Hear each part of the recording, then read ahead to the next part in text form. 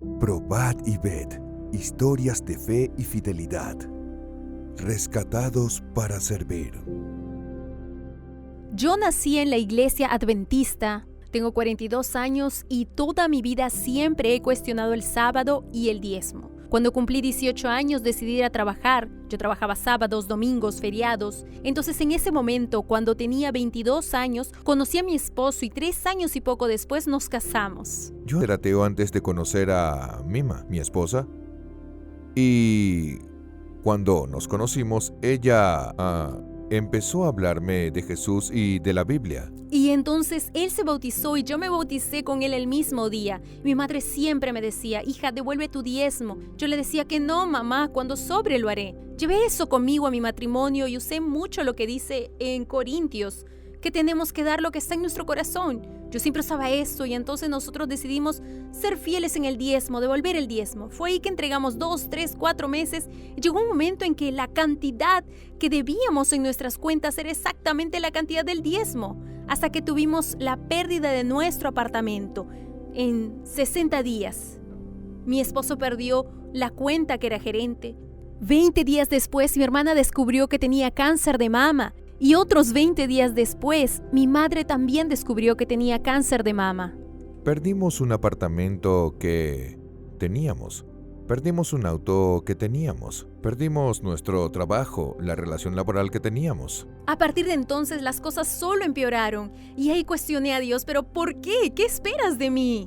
Dios, ¿dónde está? ¿Por qué está pasando esto? ¿Y por qué está permitiendo que pase? Y en uno de esos sábados el pastor Fabiano, que era nuestro pastor aquí en la iglesia, el pastor Fabiano hizo un llamado para que las personas que estaban lejos regresen a la iglesia y eso me tocó el corazón y percibí que estaba haciendo todo mal. Y al siguiente sábado fuimos al culto por primera vez y en ese culto estaba el pastor Jaser. Y él predicó específicamente sobre el diezmo, sobre los diezmos y las ofrendas. Y hubo un punto en el sermón que hizo que mi mente tuviera un cambio, un giro de 180 grados en mis pensamientos.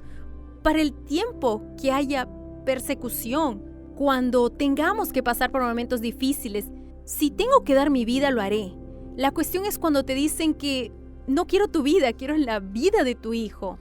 Y luego dijo, el diezmo es una cuestión de fidelidad, porque si no puedes ser fiel en los bienes materiales, ¿cómo vas a ser fiel en lo que más amas?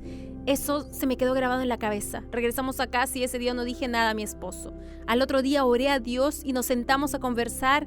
Y esa conversación le dije, ayer el pastor dijo algo en el culto y yo tomé una decisión. Y él dijo que no había necesidad de hablar porque había tomado la misma decisión que yo. Para mí fue todo lo que necesitaba escuchar. Dije, vamos, porque también tocó en mí y yo estaba pensando en eso. Y el domingo siguiente mi hermana envió un mensaje al grupo diciendo que había una semana de oración en la iglesia central de Curitiba. Y fue la semana del pastor Josanan Alves. Cada día él hablaba sobre el diezmo y el sábado, el diezmo y el sábado, el diezmo y el sábado. Y cuanto más se le hablaba y la forma en que explicaba, comencé a entender la importancia de la ofrenda en sí. Dije, voy a cambiar, no va a ser como antes que daba la ofrenda, un porcentaje que estaba en mi corazón de diezmar. Voy a cambiar.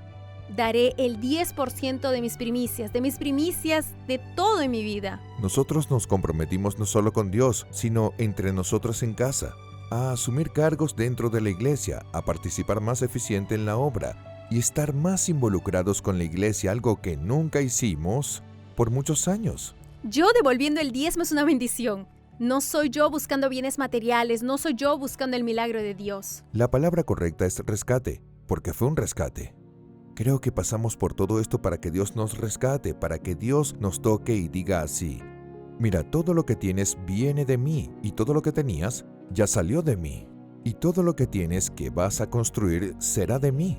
Entendimos que la fidelidad a Dios no es solo darle una parte de tu sábado, las 4 horas de tu sábado, sino que es un todo, porque tienes más horas en tu semana con Dios que el sábado, porque construyes tu relación con Dios para poder glorificarlo el sábado.